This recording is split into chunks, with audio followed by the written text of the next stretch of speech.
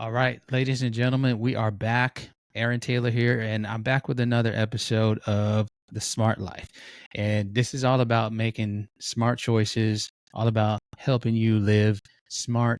What do you need to do to make sure that every single day that you're living in a way that is appealing, that you're on the right course, and that includes trials, that includes tribulations. We all get that. We're never going to be exempt from that.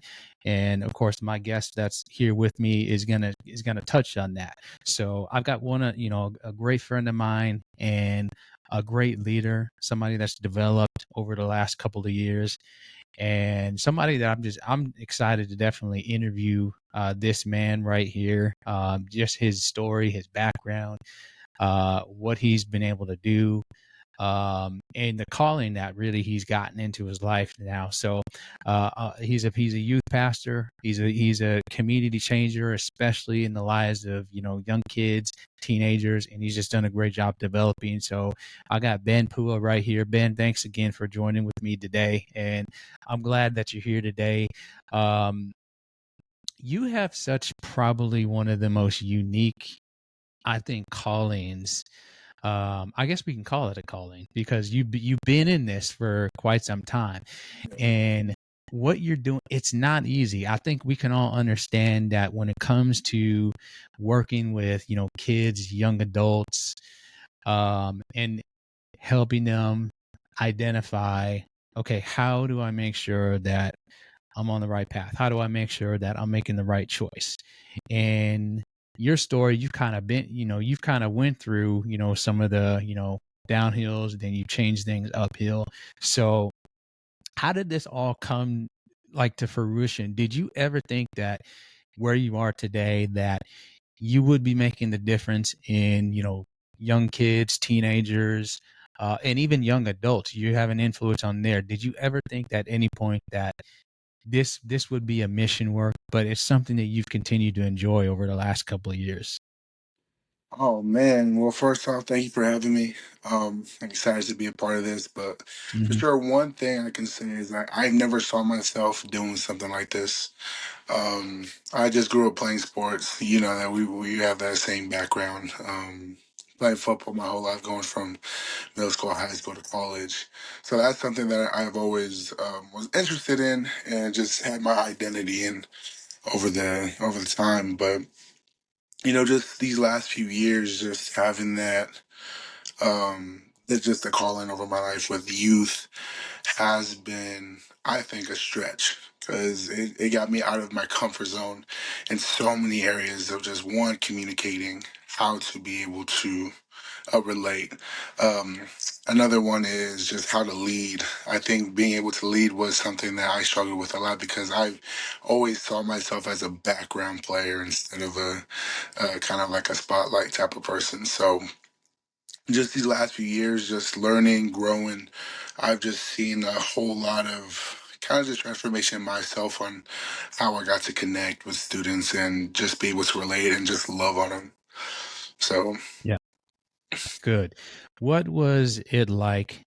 Even let's take it a couple of years back. Let's look at maybe the teenage version of you, mm. and when we see kind of like the teenage version of Ben, um, is there a lot of similarities that you kind of see within yourself that you're seeing with a lot of these kids around your age, the challenges that they're facing? And, if so, what have you shared? What kind of insights have you continued to share? And do you feel like that your stories have kind of opened their eyes a little bit, challenged them in a lot of different ways? How would you, what would you say to that? Oh man, well, going back to my teenage years, I've had a lot of just different challenges in my life. One, I was kind of just battling the difference between like a blended family. So, grew up with my parents divorced. So we moved out here and it was just my dad and my two younger brothers and I. So there was just four of us. So there was Yeah. just a lot of pressure on that kind of just grew from over the years. A few things that I also faced was a lot of like unspoken responsibilities as being the older sibling. There was always eyes on me, so every move that I made had to be very careful. Um, because I was the one kind of leading my younger siblings into kind of what, it looks like, being the older child, and kind of carrying those responsibilities and just different stuff, kind of seeing, just like my dad's side of the family, how they lived, drinking and just different stuff and division between the family. There was just a lot of stuff that was going on, and for me personally, as just kind of being a guy and just our um, kind of our like just being Samoan, like a Pacific Islander, like the biggest thing is suck it up and just keep moving. Um, or I think that's just with any guy is just suck it up, keep moving. You know, it's gonna end soon. You don't know how long that suffering's gonna be, but it's just something that we got to continue to move on. And just throughout my high school years, I've just kind of collected a lot of baggage that I didn't know that I had until I got into college, and that's where I started abusing alcohol, abusing drugs, and just so much. So, kind of like my story relates to a lot because one, I was alone. I felt alone as a man. Two, I just really wasn't comfortable with being able to share the problems that I had. Three, I was going through a lot of overthinking, and I always kind of downplayed myself a lot. And three, four was just kind of just not having that kind of friend group to kind of keep me stable. So it was just like bouncing off different people's vibes, and kind of that's what kept me going. So, and just identity wise, like I put my all into football. Like in high school, football was like my getaway. And if something happened with football, I just didn't know what to do and I'd break down. So kind of just going into it now, just seeing how a lot of kids are going through things. I think I've got to see just the different backgrounds of students, and I got to relate to them a lot because most of them are with single parents. Some of them probably don't have parents, and a lot of them are just going through different stages in their high school or even in middle school. Like with what I went through too, so I was able to kind of guide them through it and knowing that like man, you're not alone. I've went through those same things. I've had those same thoughts. I rushed into relationships. I got out of a relationship in high school and I didn't know how to handle it. So just being able to relate, to be able to guide them through a different direction instead of like, oh man, I don't have anyone to talk to, so we're gonna figure it out somehow. Yeah. Yeah. I look at what you're doing. You've kind of had that mentor, that leader role on them. And the kind of and when these kids are walking in, one of the things that I've taken notice is that these kids are leaving off better than when they came in, and that's what we want to make sure, especially in the teenage years, and then you transition to young adults. You want to make sure that, okay, I'm being prepared to take that next step. What is, how can I become better at 17 than what I was at 16, and then 18, then now I'm a young adult. Okay, how am I developing? And you've taken that on. Who would you say was your influence? Did you have any kind of mentorship? Did you have any kind of structural leadership that was around you that kind of molded you? I know one of the things that you had mentioned is that you ran with a certain crowd. Maybe not everybody in that crowd best served you. So who would you say kind of best served you, best was there to challenge you and help develop you? Oh man, I think the best people that I've been around that stuck around was actually my parents, my mom and my stepdad. I know like during just the time of just being molded and growing from my teenage years after high school, going to college, and then even after college, coming out of it, it was them that challenged me. I think a lot of it was just pride that I had, and a lot of people couldn't handle that because it just how I carried myself, how I said things, how I always pushed things aside. So just the patience that they've had Mhm. with me, and just the prayer that they've had over my life, the continuous love that they showed even on my worst days, was like something that helped mold me into just being where I am today. By the way, they have a lot of patience, I'll tell you that. They have a They lot have a of lot of patience. They have a lot of patience for patience. sure. I think you and many people who obviously who know your parents know that, they demonstrate a great deal of patience, but they also show a lot of grace. Yeah. And that's a huge testimony to your parents. And then obviously that's shifted now into you. Hmm. Um, did you ever see yourself as a leader? What did you initially see yourself as? To be honest, at the even before just becoming youth pastor and just working as like a facilities member, I always just saw myself doing things in the background, being able to support, being able to do the things that I need to do to see others succeed, whether it was like cleaning, setting up, or just doing the little things. So you always That's had a servant mentality, basically. Yeah, yeah. It's grown. At the beginning, I was like, "Why did this? Why do I have to do this?" But the more that I kind of had that understanding of what the role that I served in, I was like, "Okay, let me do this to support them the best way that I can."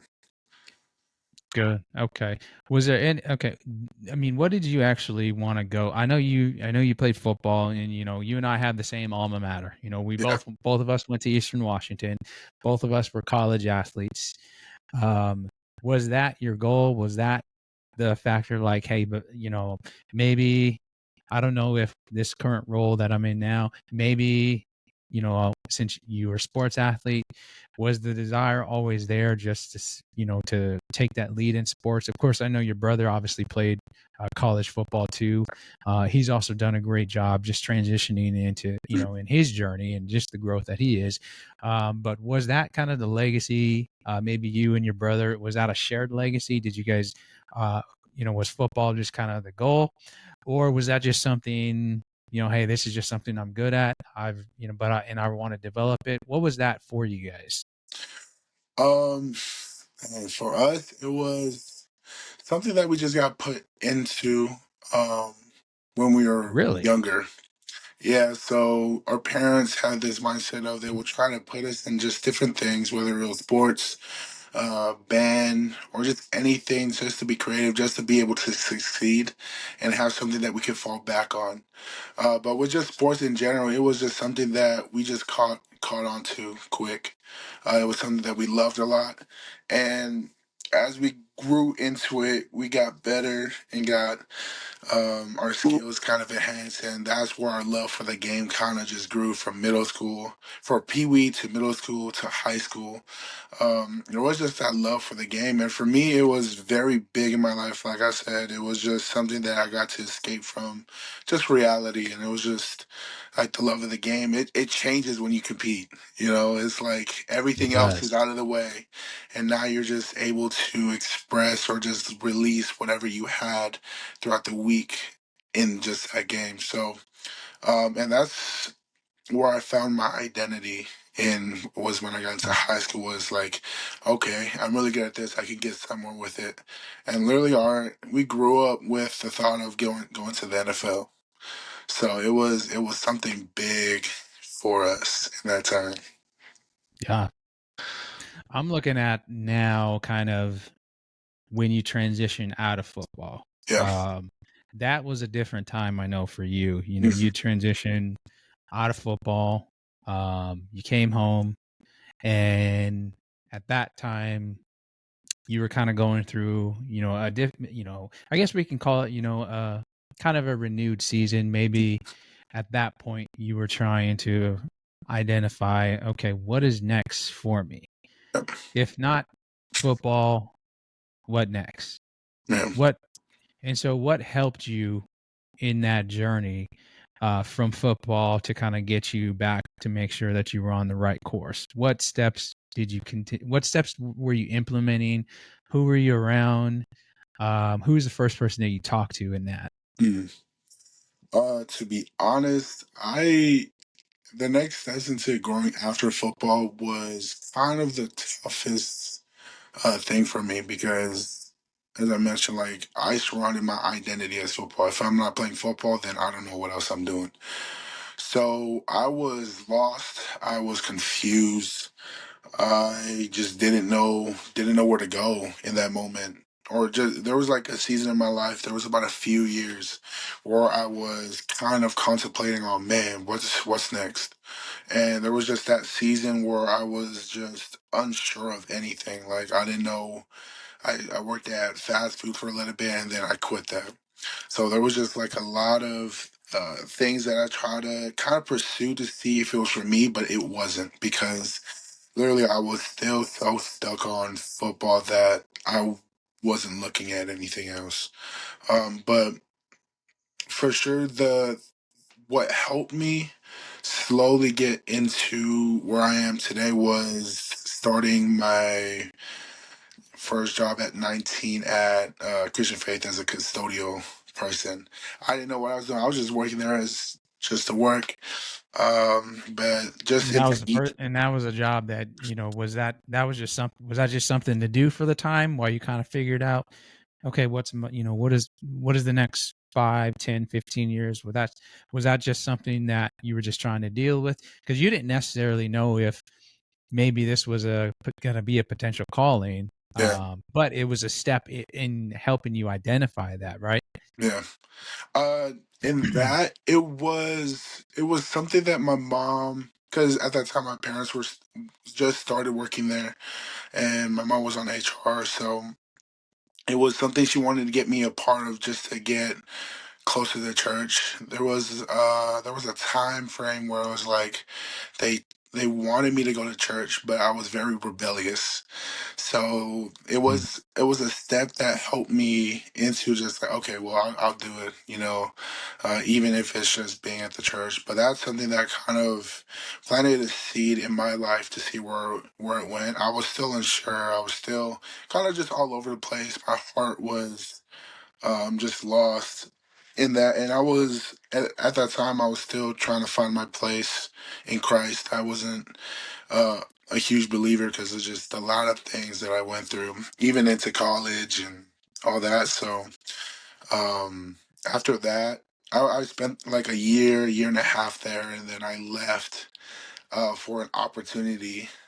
Just to kind of get back into sports, like man, Mhm. someone kind of poured into me wanting to do this. But when I got out there was just so many things that just didn't align, that just fell apart, and I didn't see that. I was like, okay, well, I'm just gonna make it happen. Started my new life here in Maryland, and things just was not rolling. And one thing that I learned through that was like God was molding me through that season of life. Was like, this isn't where you should be. And I'm very hard headed, so I had to learn the hard way. uh, And just in we're that guys. We're always hard headed. Oh man, yeah. So just in like that year and a half that I spent in Maryland, there was just a lot of renewal in my life, a lot of things that I had to really truly think about. Like, is this really worth doing? And a lot of the decisions that I made, I was like, man, I really messed up. So after I spent a year and a half there, I actually decided to come back home, and I got planted back into the church. And I told myself when I got back, I was like, all right, this is where I gotta actually submit and give myself. It was a struggle because there was still a lot of temptations, a lot of things that I was still going through and working my life, but it was the start of everything. Yeah, that's good. And when you came back, I think if I recall, was it 2021? Was it 2021 that you came back, or was it? It was I Was was it was like the end of 2020. End of 20, okay, end of 2020, and then we're going through COVID pandemic. Hmm. You and I hadn't really connected at that time. Of Yeah. course, I honestly, I probably, I had probably seen you, but I don't think we never really got close. And then all Yeah. of a sudden, it's funny. When I was talking to your parents, I was like, oh, you have another. I knew you had, I knew they had kids, but I was like, oh, well, you didn't tell me that your son was, you know this, the size, the size of an offensive lineman. I was like, my goodness. I was like, where is he been? I was like, is he security? Is he what? What is he? Yeah. Uh, and then you're and so you get back, and the next thing I know, I'm seeing this guy, a big guy, 6'6". He's a big guy, and he's just all of a sudden he's just hanging, socializing. You got kids, you got teenagers, and I'm like, man, this guy's got a really good rapport Hmm. with these young kids. And these kids are just, we look at it now, and these kids they're just heavily invested in growth and trying to mature. The one thing that I will say, and just even from what I've watched you, is um you've done a really great job of just listening. And I think one thing, for parents, for those of us that have kids, young kids, teenagers, I don't think we understand just the importance of how listening helps others, because it's in the listening that, okay, we can identify that, the challenges, the hurdles, and and it's not necessarily about, okay, I want to solve their problems, but it's sometimes these kids just need a face of somebody to just sit back and listen. We've heard the Bible verse, he who has ears to hear, let him hear. Um, And to me, that's a testimony to you for what you've done. Is you've listened with intentionality, and look at what's happened now.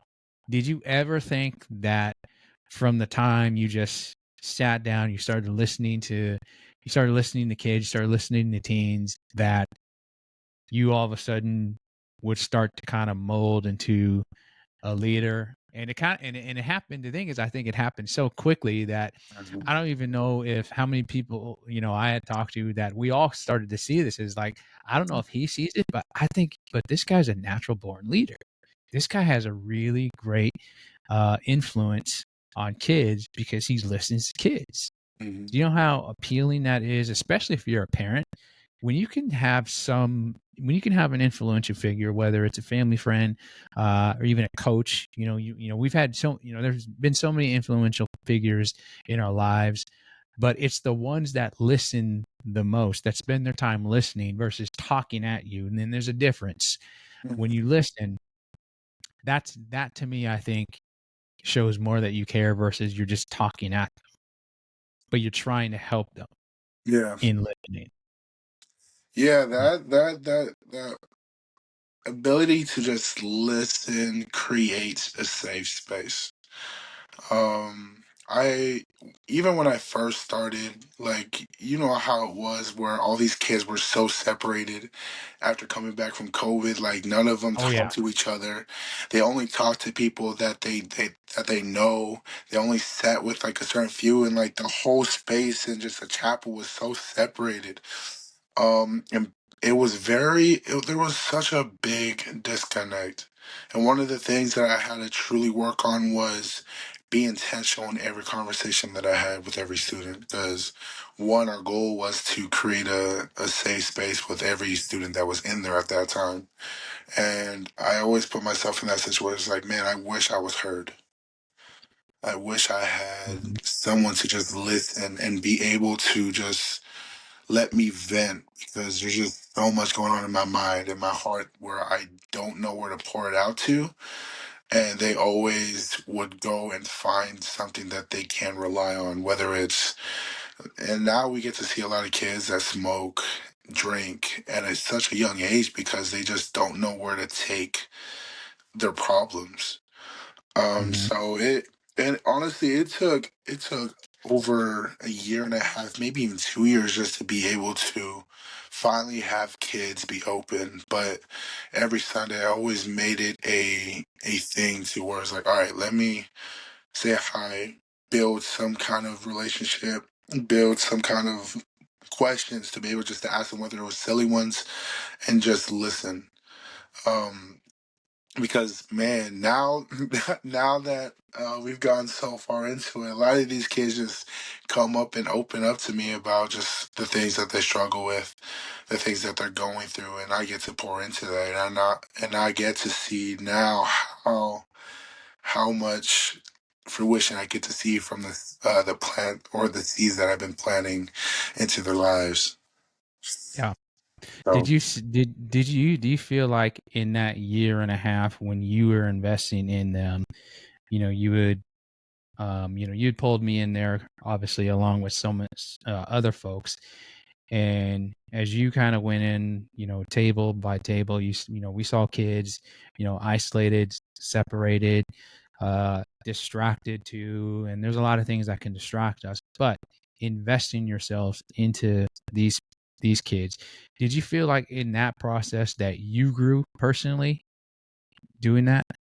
yeah, I think no, I for sure have grown in that because one, it just took a step out of myself to be able to build a conversation because I don't think a lot of people would want to like, oh, well, I see them, they need their space. That's good.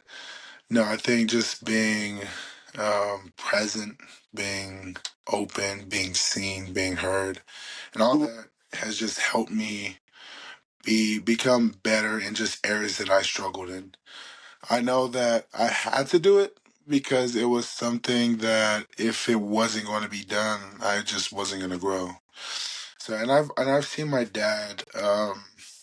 Just living with him, he's been a part of like a lot of like youth programs. He's been with the YMCA, Mhm. so I got to see how important it is to be able to connect, to be able to love on these kids because we don't know what they go through at home. So, and just being able to see them connect with my dad the way that they do, and just that kind of friendship is like, okay. So, yeah. Yeah. Do you think that if the things you're doing right now, you're conversating with kids, you're greeting, you're smiling, do you think that the growth that you're seeing in, helping the youth, do you and by the way, it's expanded significantly. I can't tell you like over the last probably, we're 2025 from 2020 to 2025. I don't know. I don't have I don't know the stats just yet, but it's amazing to kind of see that, every single service, it's like the house is already full. We're seeing a lot of kids come in there. Do you think that it would, the youth movement would be where it's at if, if we didn't do these things? Would it be where it's at today? Would we still have kids separated, isolated, but instead, because of what you're doing and how you're implementing, yourself, being that friendly person, being a voice they can hear, now all of a sudden you got other kids. I remember meeting, I think it may have been about 2 weeks ago, a couple kids, never been there before, but because one of their friends had, had mentioned that, hey, this, I've been coming here for a long time. And so this is a great place for me. So now all of a sudden you're seeing youth, they're extending, that invitation out to whether it's, you know, a neighbor, um, another friend, close friend, somebody at school. I don't know. To me, it's just phenomenal to see the growth where it's at today. Yeah, and I don't think we would have grown too much into that if we didn't take the steps that is needed to take. I think it just kind of applies to just personal life. If we're wanting to see growth, if we're wanting to see breakthrough, you're going to have to take the steps.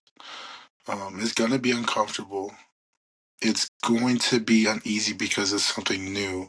Mhm. So, and that's something I try to remind myself, even just into this year, is like there's a lot of things that we've done so far that's been uncomfortable for me, and Mm. we've got to see just growth, not the growth that we want to see yet, but I know over time as we continue to build, continue to plant, continue to harvest, what we reap will be sowed, and we'll get to see all of that down the road. So.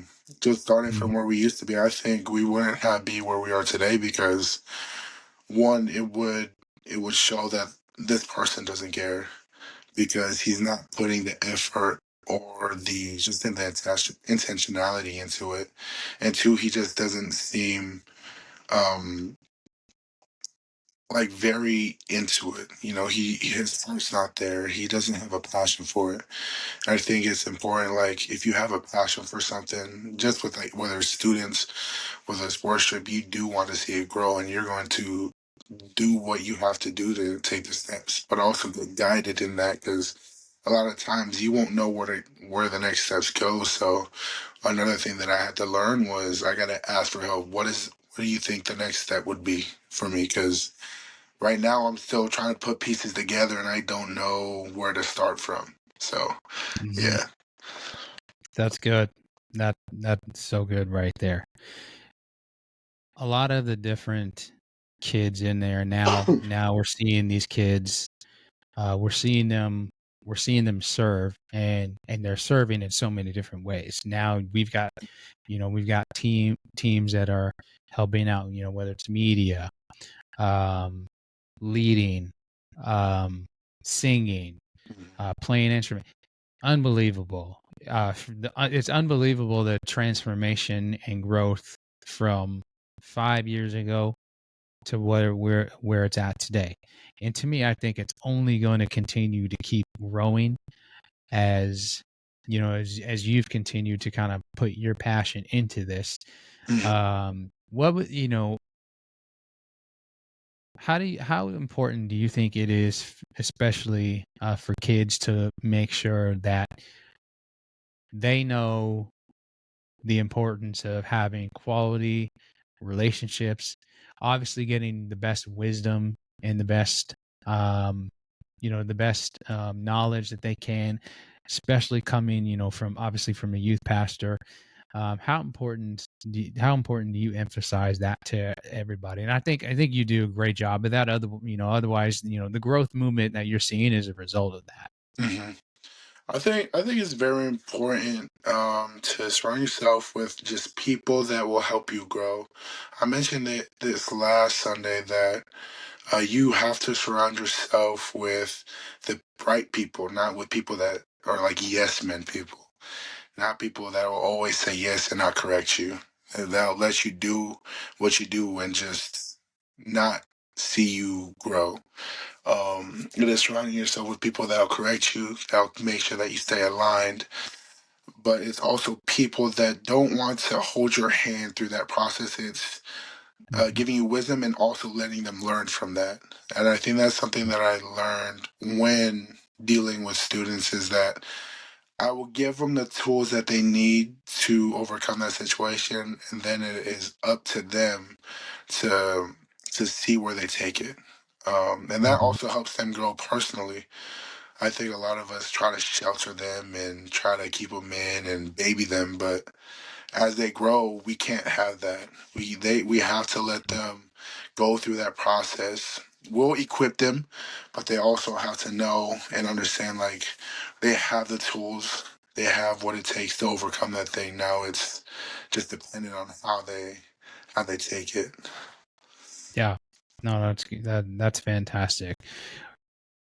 What are some of the goals that you have in wanting to, and where you wanting to take youth ministry? What's something that you see? I know in the last couple of months, um, there have been a couple great live events at the end of the month, Hmm. and now we're seeing kids they're exploding all over the place. It's now all of a sudden, kids that were hanging out at this place on a Friday night, they're coming in church on a Friday night. Yeah. That's amazing. What are some of the goals that you want to see maybe in the next, whether it's 1 year, 2 to 5 year game plan? Where do you see this going? Oh man, I think one of the biggest things I think is something that also Pastor Caleb mentioned on or touched on is being faithful with the community that we have. That's a big goal for me is being able to be faithful with the surroundings that we have. So it's the big goals that I have in like the next few years is one being able to get into schools, kind of planning Christian clubs and just getting those started and having students be able to lead those Christian clubs, but also be able to be the leaders that they need to be in schools to be able to bring them into church. I think it's more of doing the community work than just like bring them into church. We want to see lives changed Mm. outside and not just inside the church. So that's the big goals that I want to see, or for myself, is just being more out in the community and how to best help and serve the community best, whether it's in middle schools, high schools, or just in like serving at food banks or anything like that. Okay. Wow, Mhm. that's fantastic. Are you in awe of a lot of the growth that you're seeing in the youth movement? I mean, it's called movement for a reason. So, Yeah. are you in awe of that sometimes? Yeah, especially after the very first event with just the amount of students that have come out, I and just leading into it, which is prayer and just seeking God. I just seen a lot of. I was just in awe of what attracts the students. Letting them be reminded that it's fun to praise God. It's exciting. So that just seeing just the amount of hype that these students have and the heart that they have for wanting to have something other than just being out and being at home and not having anything at all. So I've been in awe of what God's for sure been doing in the movement. Yeah, and no doubt he's continuing to keep moving in that area, Mm. and and what a pleasure to me. I think it is to be able to witness a lot of these kids, and some of these kids I've seen even from even when you first came on board, and then now we're seeing them today. It's like, wow, what a journey, from somebody that was shy to now all of a sudden they're so expressive, they're helpful, they're encouraging, they're finding ways to serve, Mhm. but also they're growing. Spiritually, they're finding that connection, and this is what I tell people. It's always something that when you're on that journey and identifying, okay, what has God given me? Mhm. Well, we know that it's a purpose, but we also know that He's given us a future and of hope. Mhm. And in what you're doing, I love seeing just the kids knowing that, hey, there is a future, there is a hope, and I'm here to definitely help help you understand why that you don't have to live helpless or feel hopeless, because on the other end, I said God's got something beautiful for you. But it's always a choice, right? Every single day we can choose, as the Bible tells us, I set before you life and death, blessing and cursing. So therefore, you got to choose life. So we have an every single day obligation to make sure that we choose life. If we choose the opposite, then we can't be surprised at the results that are coming in there. But when we shift our mind, when we shift it from the faith mentality versus the fear, the worry, the anxiety, the depression, okay, all of a sudden now we start to understand what the difference is. And even with just yours and I stories, we both had to make that shift. Like none of us, we didn't want to be helpless and hopeless. Both of us, we want to be excited, exuberant, and we want to make sure that we're helping that next generation.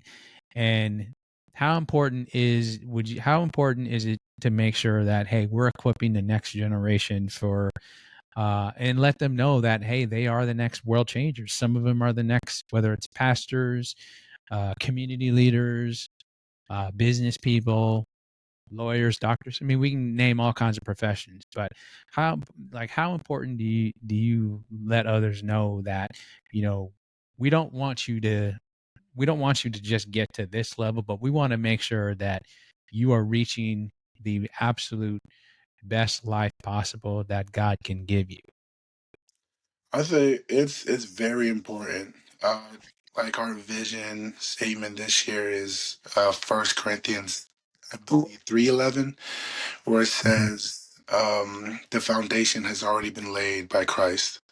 So it is making sure that they know that the foundation that they have is in Christ, knowing that their identity, their purpose, everything that they're looking for through the world has already been set. But now it's time for them to understand like what that looks like in Christ. And especially being a world changer, it's changing the way that we live. It's crucifying our flesh and picking up the cross. So it's a big difference knowing that how we react, how we think, the way that we say things, it all changes when we give ourselves to God. It's not going to be an easy change. I know for a fact that a lot of time we're not flesh and blood. It's more of like that spiritual battle inside where it's like, man, these thoughts, these emotions, like, ooh, it can be hard, but I know for a fact that it's important to know that they can change lives. They can reach out to people. They can get people saved by just being what God has called them to be. So, Absolutely. And I couldn't have said it better myself right there. I mean, that's so true. That's spot on. And, I just appreciate, the man that you've become and just the man that you're becoming. And I tell people all the time, if you really want a safe place for your child to definitely know that they're in a safe environment, they're in a growth environment, they're in a place where they can feel loved, they can feel heard, they can come and know that um, there's leadership in there. Go see this guy. Go see Ben Pua, the youth pastor, from Christian Faith. Because I tell you what, this movement ministry, it's not just moving, mm, but it's empowering, and it's a blessing, honestly, to see what you do. So I just commend you again, and just for the job that you've done, and just the impact that you've continued to make. And I can only imagine just where it's going to go. I see things. I do see. That place is probably going to be filled with hundreds, thousands in the coming future. mm, Certainly it's going to take.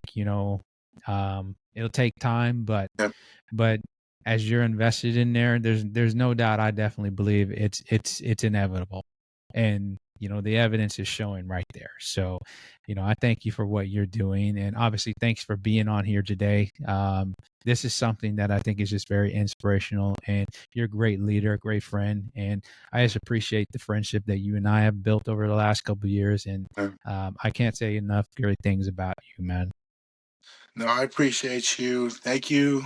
And also, just thinking about it now, just thank you for sticking with me through like everything. Like you were literally like one of the only leaders that I had that were available, even though you were serving in other areas. You thank you for just sticking around, helping me build, reminding me, loving on me, encouraging, because I wouldn't be here if it wasn't also for just the efforts that you put into and planning into my life. So I appreciate you so much, man. Absolutely. I'm here in the long run. I'm Come here. on. I'm here for the long haul, and we got things to do. We got people to impact. We got lives to change, and this is just a start. Yes, So, sir. so blessings over you, man. I'm excited, Ben. I love you, brother. You're an amazing leader, and I can't wait to see what happens next with you. Hey, let's get it, man. I'm excited to see where God takes us. All right, let's do this, man. Thanks for being on here today. Thank you, sir. I appreciate you so much. All righty.